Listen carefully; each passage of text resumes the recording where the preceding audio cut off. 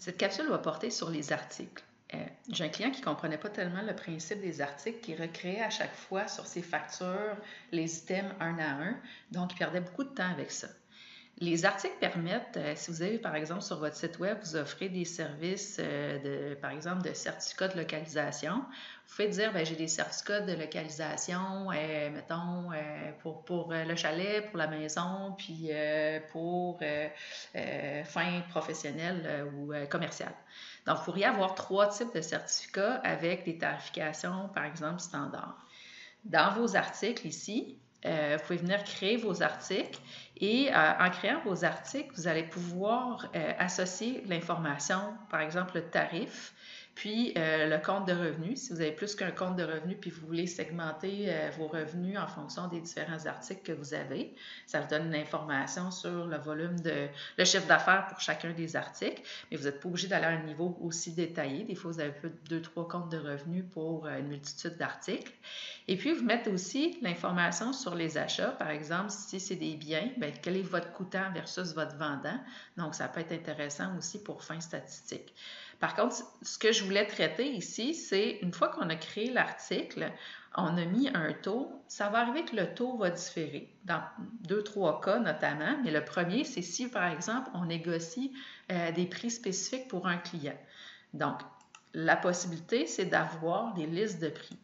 Pour votre client, par exemple, je me crée une liste de prix, soit pour le client A ou une liste de prix 5% escompte. Par exemple, je pense que ça serait plus logique comme titre. Fait ici, je vais modifier cette liste-là. Je vais dire à chaque fois que j'ai une vente, je vais minorer, ici je choisis minorer de 5% la valeur standard du 100 $, mettons du certificat de localisation qu'on a vu tantôt. Et on peut décider aussi de l'arrondir au plus proche entier, de l'arrondir à I99 et tout ça. Donc ça, c'est d'autres façons d'arriver à un prix tel qu'on les connaît comme on veut.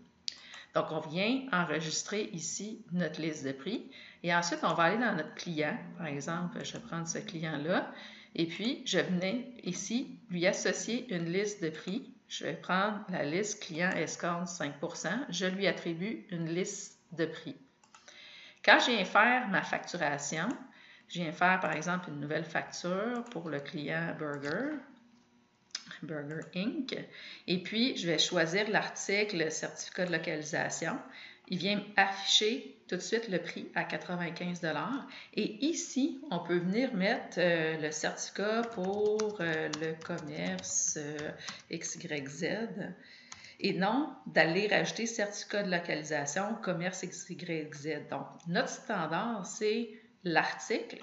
Et puis, pour chacun des articles, selon le format de notre facture, on est capable d'avoir quand même beaucoup de lignes de détails pour être capable de présenter l'information requise pour le client.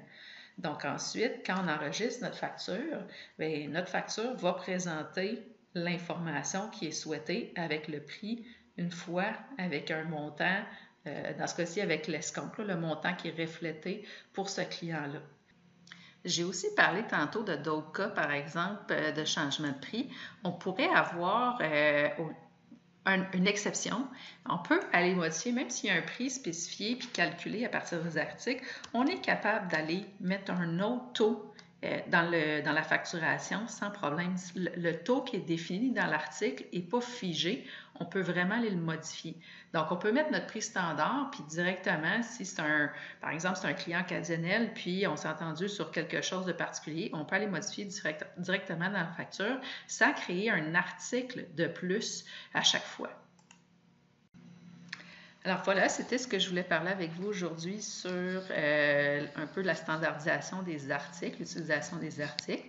Si vous avez des questions, n'hésitez pas à communiquer avec moi. Les coordonnées vont suivre. Bonne journée.